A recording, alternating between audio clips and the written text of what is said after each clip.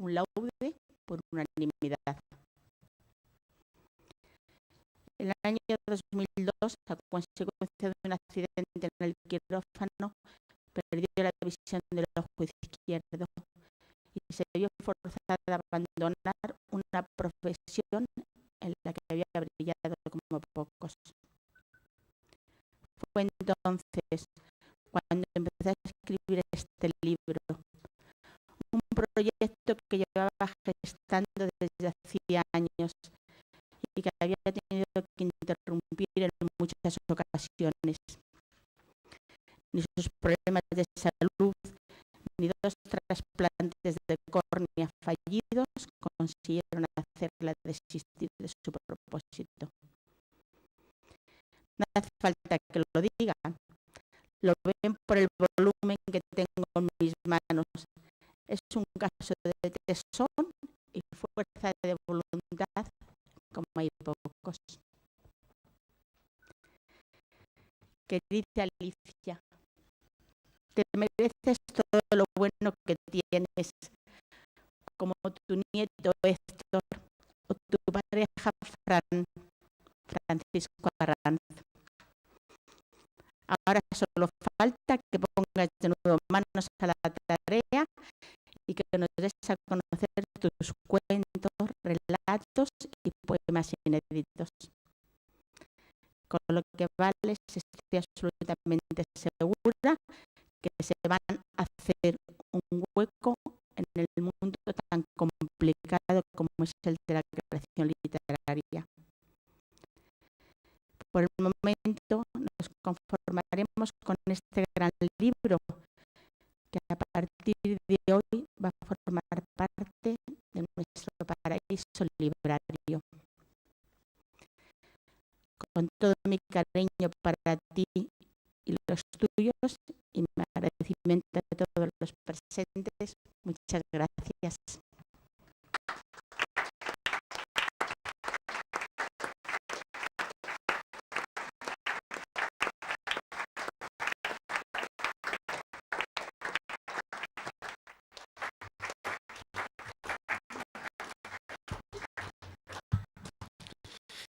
Muchas gracias a ti, Ángeles. A continuación tenemos el placer de hacer la palabra a Pedro Díaz Matías. Aparece en el programa como licenciado en Ciencias de la Información y guía turístico. Sin embargo, muchos de ustedes, de vosotros, pues habrán reconocido su rostro.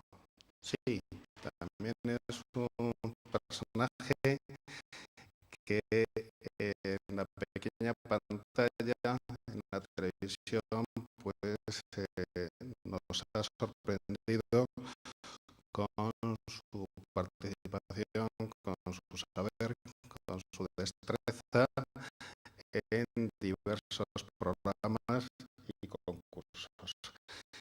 De hecho, hoy está aquí pues de casualidad, porque ayer estaba grabando uno de estos concursos y al terminar pues le ha permitido poder hacer un hueco y acompañarnos en este acto para el que estaba convocado desde hace mucho tiempo, pero que, como digo, por estos condicionantes, en un momento dado, pues le habrían podido impedir estar con nosotros. Es una persona que conoce a Alicia, es una persona a la que Alicia aprecia mucho, por eso creo que es muy adecuado que también esté aquí ejerciendo de padrino, al igual que sus compañeros. Tenemos el placer de ceder la palabra.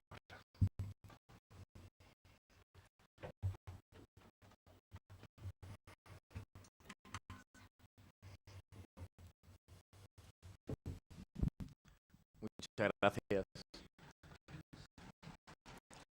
Buenas tardes a todos.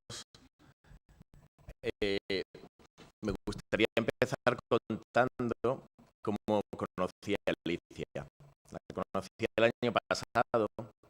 Yo estaba impartiendo un seminario sobre los orígenes y la historia de Madrid, que es un tema que a mí me encanta y en lo que estoy especializado. Y ella era alumna de este seminario. Entonces, pues en la primera sesión, cuando nos conocimos, empiezo a hablar de la historia de Madrid, de cómo surgió esta gran ciudad, ¿no? Y cuando estaba hablando de cómo se fundó Madrid,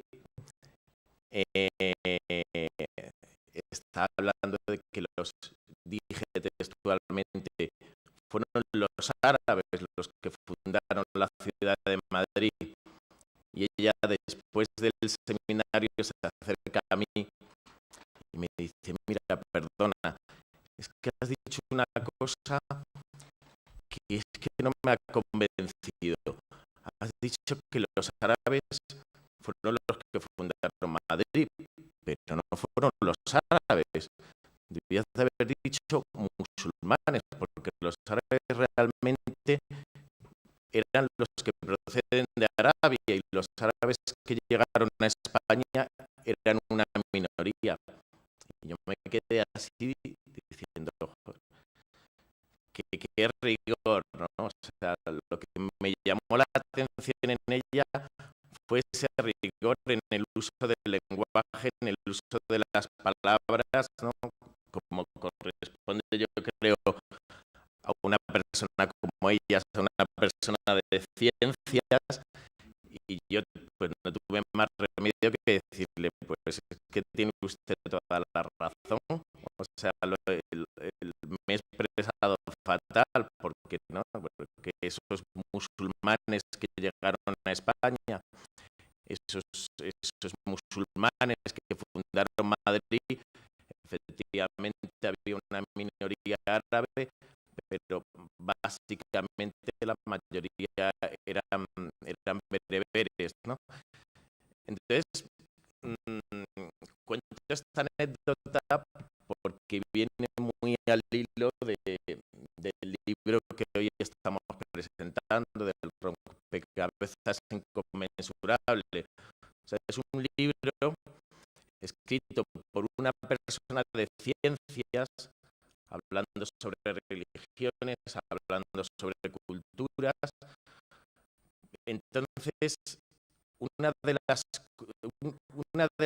cosas que más valoro de este libro es ese punto científico, ese rigor que ella tiene cuando analiza las religiones, cuando selecciona los datos.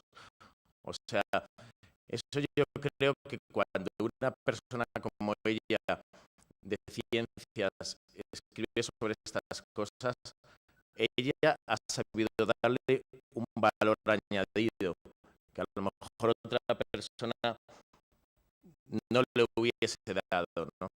Eso es una cosa que a mí me ha llamado muchísimo la atención cuando he leído el libro, cómo ella hace este cuadro sinóptico maravilloso que yo les invito a que lo vean bien, a que lo repasen bien, y que es realmente de un rigor extraordinario cuando selecciona los datos sobre las distintas religiones, cuando relaciona las distintas religiones, cuando relaciona civilizaciones. O sea, esto me ha parecido maravilloso y es lo primero que quería empezar resaltando, ¿no? Luego, pues como una persona amante de la cultura que soy y del arte, y creo que todos aquí no amamos los libros, pues en estos tiempos que corren, que parece que los móviles son lo que más llama la atención, sobre todo de pues yo creo que necesitamos libros como estos, libros que nos hablan de nuestra identidad, de por qué somos como somos, de dónde venimos, de por qué pensamos como pensamos, de qué ha habido detrás de nosotros, porque lo que somos al fin y al cabo somos producto de toda esa historia, somos producto de toda esa civilización, de todas esas religiones. Y yo creo que Alicia en este libro lo explica muy bien, nos lo explica muy bien, nos lleva a esa visión, ¿no? Y a mí, que soy una persona muy curiosa, que no sé, leo cualquier cosa, los susitas, los valdenses, enseguida quiero saber quiénes eran esa gente, qué pensaban, qué nos han transmitido, qué nos ha llegado de ellos, ¿no? Pues ella en este libro lo explica muy bien, soluciona muchas dudas y lees el libro y te lleva a querer investigar más, te lleva a querer saber más, te abre como ese campo de conocimiento. Es un libro profundamente humanista. Yo creo que eso es algo que a mí me encanta, porque tenemos que recuperar ese humanismo, que yo ahora venía en el metro y venían ahí unos chavales jóvenes, pues que por la forma en la que hablaban yo decía, pues no deben haber leído mucho, y venían diciendo, es que necesito otro móvil ya, que es que esto no sirve para nada, y tenía ahí en las manos un bicharraco enorme, ¿no? Y yo pensaba, a ver si no podemos fomentar de alguna manera el que haya más humanismo, ¿no? en la sociedad y en las lecturas. Y bueno, a mí tengo que decirles, yo les invito a que lo lean, a mí me ha encantado el contenido del libro, me han llamado la atención muchísimas cosas. Me llama la atención, por ejemplo, cuando habla de todas estas religiones, cuando habla de las herejías medievales, me recordaba un poco a uno de mis libros favoritos, que es la historia de los heterodoxos españoles, de Menéndez Pelayo. Y bueno, pues es un libro maravilloso de este gran maestro, ¿no? Y ella, cuando habla de todas estas herejías, cuando habla de los protestantes, cuando habla de los calvinistas, cuando está hablando de los templarios, de muchas cosas, ¿no? Lo hace con un rigor, lo hace de una manera que a mí me recordaba un poquito a este maestro, ¿no? Y me encantaba leerlo, ¿no? Luego, por ejemplo, pues a nivel personal, me llamaba también mucho la atención todo lo que escribía sobre la cultura guanche, por poner un ejemplo de los muchos que les podríamos poner y de las muchas cosas que podríamos hablar. Cuando hablaba del origen de los guanches, que fue una civilización que se nutrió de muchos pueblos diferentes, de África, de Europa, incluso de Asia, ¿no? Básicamente el elemento que predominaba era el elemento norteafricano. Ella lo mismo hablaba de cómo surge esta civilización, hablaba de su historia, hablaba incluso de la etimología de palabras guanches que han llegado hasta nosotros, mí me recordaba porque este verano estuve allí en Galdar, en el noroeste de la isla de Gran Canaria, en el cenobio de Valerón, que son unas cuevas pequeñitas donde habitaban los guanches, ¿no? Y bueno, ella cuando hablaba de los distintos pueblos que había en las islas, pues me recordaba un poco a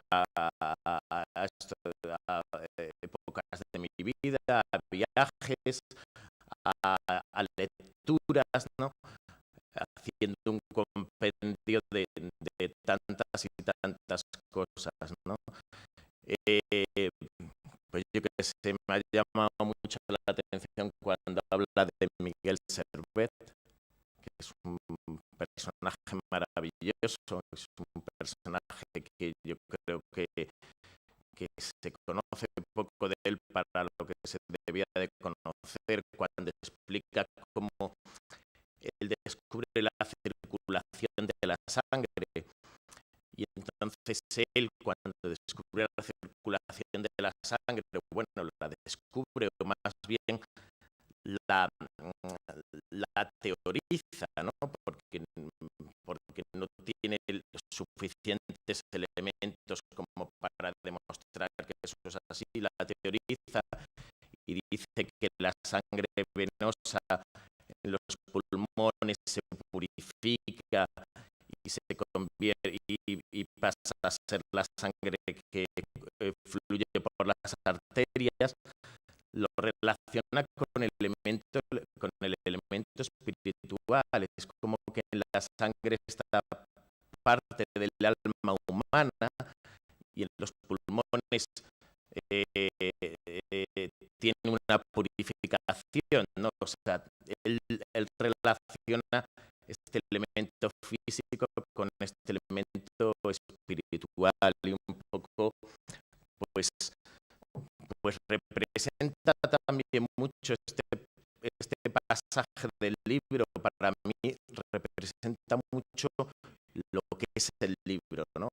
Es una continuamente está hablando de historia, pero al mismo tiempo también desde un punto de vista muy espiritual, muy que nos lleva pues a plantearnos qué es lo que somos, ¿no? Y especialmente también al final del libro, o en uno de los últimos capítulos, además del cuadro sinóptico del que les he hablado, ella hace una comparación entre Dios, entre la energía. Tiene ahí un apartado muy místico, si ustedes lo quieren llamar así, que no les voy a desvelar nada porque sería como desvelar el final de una novela, pero a mí esta parte del libro me ha impresionado y me ha encantado. Le invito a que lean el libro y que lleguen a esa parte, porque esa parte, siendo un libro que no es narrativo, lo convierte también en un libro narrativo. O sea, uno tiene la sensación de que ha estado toda esa trama evolucionando para al final llegar a esa gran conclusión que es muy científica, pero que también es muy bonita, que está contada de una manera muy literaria, ¿no? Y que realmente merece mucho la pena. Entonces, bueno, pues yo quiero ser breve y ceder la palabra a los demás presentadores y simplemente, Alicia, pues agradecerte que hayas contado conmigo y agradecerte este libro maravilloso y a todos ustedes invitarle a que lo lean, que lo lo van a disfrutar muchísimo. Muchas gracias.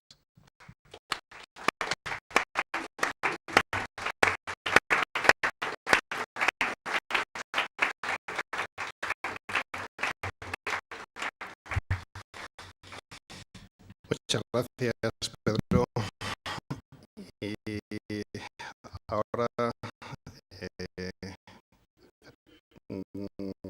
tenemos que presentar a un personaje, a un invitado, a un padrino que es polifacético y es difícil cuando alguien hace tantas cosas y las hace también, pues el poder presentarle con un adjetivo concreto, con un trabajo, con una labor determinada. Me refiero a Javier Bahamonde, que aparece como historiador. Es una persona sabia, es un intelectual, alguien que se ha cultivado y que se ocupa puntualmente cada día de seguir ampliando sus conocimientos, sus saberes. Es una persona además muy querida para nosotros, porque aunque hace poco tiempo que nos conocemos, hemos establecido unos vínculos muy especiales, una complicidad que nos permite disfrutar de encuentros como el de hoy. Por eso le agradecemos que se haya desplazado desde su Galicia natal, desde La Coruña, desde un lugar muy recomendable, que es donde tiene su casa, para venir a este inhóspito contexto urbano en el que en todo caso le recibimos con mucho cariño y le cedemos la palabra. Tiene la palabra.